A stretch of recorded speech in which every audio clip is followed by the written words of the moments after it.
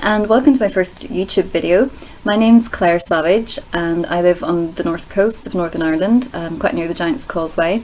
I love books and I'm also a writer, so I've decided to try my hand at booktubing. I'm not sure how that's going to go, but this is my first video and I would imagine the first few videos are going to be me getting to grips with how to make YouTube videos, how to make them good, how to make them well, and I may upgrade to a proper camera at some point. I'm using my laptop computer or my laptop camera at the moment, so yeah, we're going to see how this goes. But yes, essentially I've kind of discovered the booktubing community earlier this year and I've been following some booktubers online and really enjoying it this year. As a reader, I just really love discovering new books through the booktubers, through the recommendations, and I finally succumbed to it myself because it looks really fun and I love books, I love writing, I love talking about books and writing, and so yeah, I thought I'd try my hand at it. So as I say, I live in the north coast of Northern Ireland and this year I published my first children's novel. So I've had short stories and poetry published in lots of different, well not lots, but in a variety of literary journals. And some of my poetry has been published as well in some anthologies and in a couple of journals. And this year I also decided to publish my first children's novel, Magical Masquerade, which is why I actually set up the YouTube channel, because my cousin Laura Crossett at Blurbox Media and Design, she did, if you can see the cover there, she did a lovely book trailer for it and I uploaded that onto YouTube so I could share it and so that people could see it. So I'm probably going to do a video about this book at a later stage. As I say, I published it in April this year. I say it is a self-published book, although I did originally submit it to traditional publishers a few years ago and get some nice feedback on it. Nobody picked it up, however, so I left it a few years and then decided this year to self-publish it because I was impatient. I didn't want to resubmit it to publishers and I just wanted to get the work out there. It's been very well received. I launched it at the Belfast Book Festival in June this year and I've taken part in some other events and local readings, and I'm going to be doing an event as part of the Dublin Book Festival in November, which is really exciting. So yeah, I'm going to chat about this maybe at a later stage. It is a children's book, just to give you a summary. If you have to categorise it for 9 to 12 year olds, but I would say that anybody who likes magical adventure stories would enjoy this. And it's about a girl called Felicity Stone who is whisked away to the fairy realm, and when she's there she has to help the pebble people to solve the mystery of why their enchanted pebbles are going missing, and as a result try and stop the dark forces that are being unleashed in the realm. And her second quest, if you like, is also finding out how to get home, which involves solving 3 riddles set by the rhyming riddler. So my little bit on the back says, 1 girl, 2 magical quests, 3 riddles will set her free. So yeah, it's not all about the book. I will do a little video probably about this at a later stage, maybe do some readings and things from it, just to let you get a little flavour about it. But essentially this book channel is going to be just chatting about the books that I'm reading, books that I want to read. I also work as a journalist, so I might, and I know a lot of authors in Northern Ireland, so I might from time to time interview some authors who've got new books out or who have short stories published, or just to have some bookish chat with some people just to make things a little bit different. So that's something that I might do as well. I should say my day job is writing, obviously the novel I wrote a few years ago, and I write short stories and poetry in my spare time in and around the day job, which I now work as a copywriter, so I run my own copywriting business. And for anyone who doesn't know exactly what that is, it's basically writing all sort of content for businesses, organisations. So I would write press releases, write content for websites, I would write business blogs, just any sort of content, PR related sort of content that people might need. And I also still do a bit of freelance arts journalism for Culture NI. So if you look up Culture NI on the internet, you will see a lot of really good sort of art stories, reviews and things like that based in Northern Ireland, and you'll see a section of my work on that. So on to the books then. This is just my first video, as I say, so I'm kind of just feeling my way around, and it's like an introductory one, so I'm just kind of going to show you some of the books that I have at the minute which are waiting to be read. I'm going to show you what I'm reading at the moment, what I've read recently, and just kind of summarise that for you. I should say that I have a very eclectic reading taste. I read short stories, I read poetry, I read adult fiction, literary fiction. I've gone into YA fantasy fiction quite a lot this year, thanks to the booktubers mostly. I love my fantasy fiction. I love to write fantasy fiction obviously as well. But I don't just read fantasy, so I have really varied interest.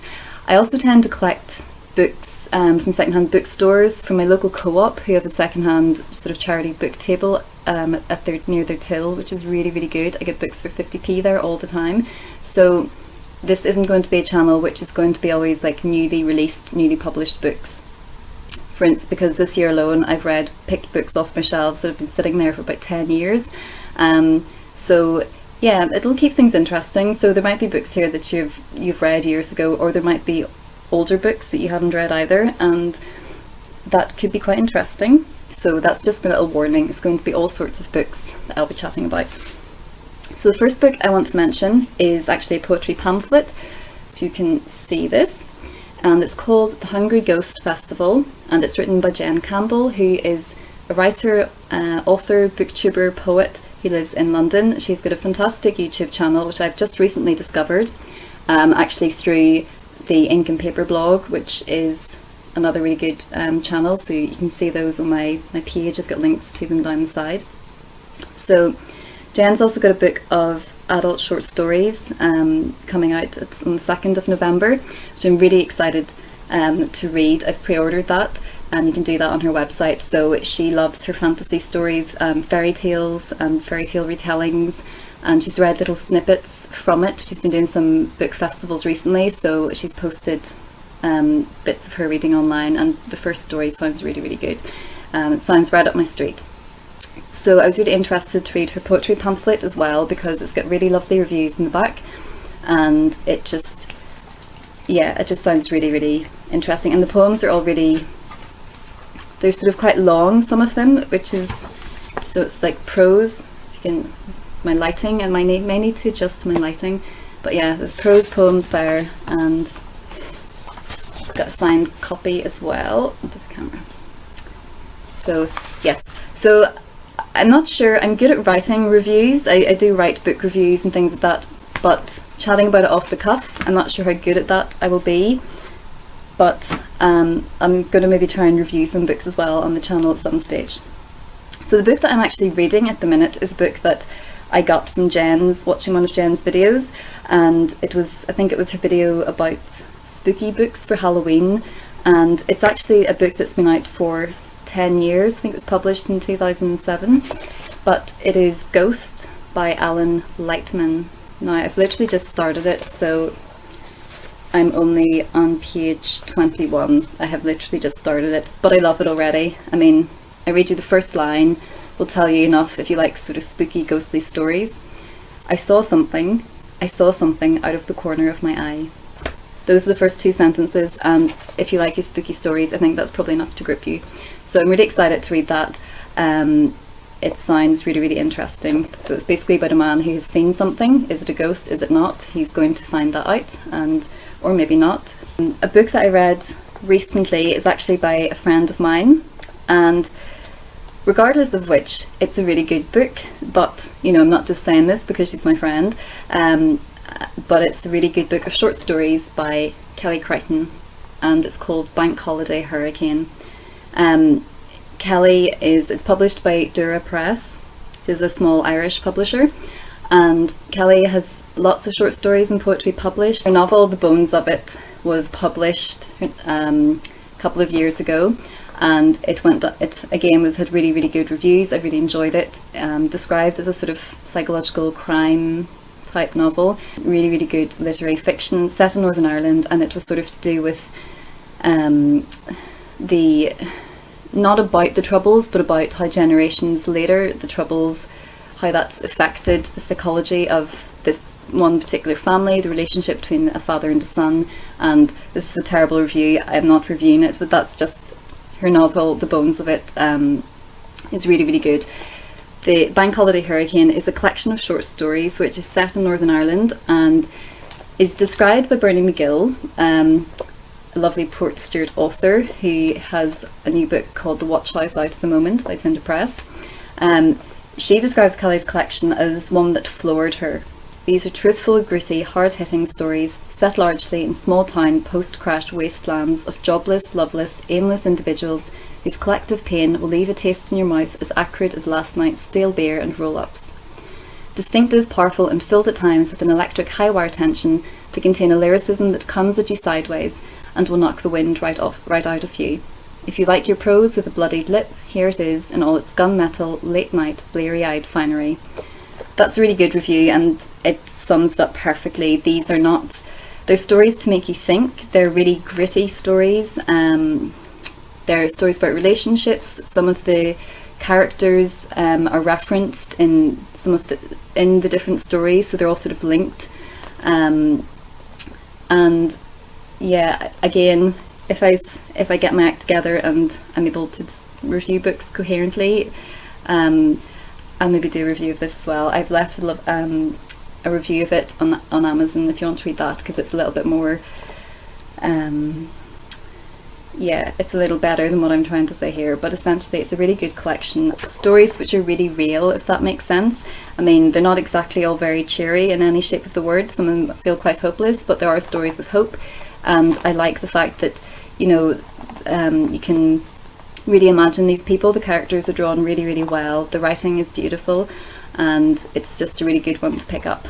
And I'm hoping as well to feature some Northern Irish writers on my channel, because when I was getting into BookTube, I kind of didn't really find, or I'm sure there are some out there, but I haven't been able to find any Northern Irish booktubers and anyone profiling books by Northern Irish authors. So I'm hoping that I know quite a lot of authors, women authors in particular in Northern Ireland, so I'm hoping to share some of their work with you through the channel. I'm part of a group called Women Allowed NI, of which I will talk about at a later stage as well, because I'm kind of throwing all sorts of things into this video. But it's essentially a group set up by another writer, Jane Talbot, who has a book of short stories out called The Fairy Thorn and Other Stories, published by Blackstaff Press. It's a really good collection, really dark, sort of based on some traditional Irish myths, but they're Jane's own take on those and her own. They're just really dark and really, really good. But Jane set up Women Allowed NI about a year or so ago, and it's basically to champion women's writers in Northern Ireland, to showcase our work, to build up a community, and to really make our voices be heard. You can think of, probably if I said to you, what writers or what poets from Northern Ireland do you know of? Probably the first ones that will come to mind, if you know any, which hopefully you do, will probably be men. So it's trying to put the women on the map, and there are so many women writers in Northern Ireland at the moment, and this is just a really good group which is kind of letting people know that. Okay, so I think I've probably talked for enough, rambled on for enough in my first video, but I've got 3 books here which I picked up in the local co-op recently. For about 50p each, which I always feel quite bad about doing. I mean, they're obviously for charity, but as an author myself, it feels kind of bad to pay 50p for a book, but at the same time, as a reader, it's kind of nice. This one is The Invisible Library, and it's by Genevieve Cogman. So this sounds really, really good. Irene is a professional spy for a mysterious library which travels across worlds. Yeah, this library takes books from different realities, and it harvests the fiction from them. So, I mean, magic, bookshops, a spy, librarians, and a mysterious assistant. So that sounds kind of good to me. It was actually on my wish list on Amazon, and then I found it in the co-op for 50p's. And the cover alone, if I hold it up properly to the camera, the cover alone is just really, really nice and quirky and sort of magical. So they basically have to go and find a dangerous book, but when they go to find it, somebody's already stolen it. So that sounds really good. I promise I'm going to get better at my descriptions and just the whole video making thing, but as I say, I'm jumping into the deep end today in my first video. I'm actually finding it quite hard to just keep looking at the camera because you want to look at yourself on the screen. So yeah, I'm trying it, so be patient with me. The next book is The House at Riverton by Kate Morton. This sounds really good. I don't think I've read any of Kate Morton's books before. I may have bought one for my sister once. I thought I had read The Lake House that she'd written, but I don't think I have. It says in the back something about a dead poet and a mystery. That was kind of enough to hook me, to be honest. But I think there's a part set summer 1924 when a young poet takes his life, winter 1999 when you sort of jump to one of the housemaids who used to work at this Riverton Manor is now 98. She's visited by a young director who's making a film about the poet's suicide, and basically that stirs up a whole lot of things and secrets, etc, etc. It's described as a thrilling mystery and a compelling love story. So yeah, and I posted this on Instagram, and a friend there said that they read it in one day and that it was really, really good, so I'm looking forward to reading that. I have a massive TBR pile, but I may do a video on that as well. The problem with my TBR pile is that it's not a pile, it's just books scattered in these bookcases, in a bookcase out on the landing, in bookcases in my bedroom. So yeah, I like to have my little mini library at home, so I kind of just go and pick books off the shelf depending on what I feel like reading. So the last book that I got at the Co-op was Westmoreland Alone by Ian Sansom, a Northern Irish writer, I may add. Well, he's from England originally, but he lives in Northern Ireland. He may have moved back to England, I can't remember, this is terrible. Ian Sansom, anyway, he used to lecture at Queen's University in Belfast, and it's probably sacrilegious that I haven't actually read any of his books before, because he's a really, really well-known writer. He's a book reviewer as well, and as I say, a lecturer. The problem with this book is, although I've been wanting to read his series for a long time, I've picked this up at random in the Co-op, and it's part of a series, and I don't know if you need to read them all in the same order, but because the people that are in it, they sort of ground their detectives, and I think this may be the third book, or the third or fourth book in his detective series, the Guide series. So I kind of like to read things in order, whether or not the stories lead on from each other. So I don't know that I want to read it now, but I don't know if I want to jump into it because I haven't read the other ones. So I'm probably going to have to go and hunt down the other books in the series. So yeah, that's my first YouTube video done. Hope you enjoyed it. Please subscribe if you did, if you liked any element of it at all. I promise you it will get better. I've got all sorts of things planned for it in my head, but yeah, hopefully I'll get better at making them, and maybe we will get better at reviewing the books. Leave your comments below if you have any questions for me, and if any videos you'd like to see me make. I will try and be more coherent in the next one, but it's been fun. Thank you for watching.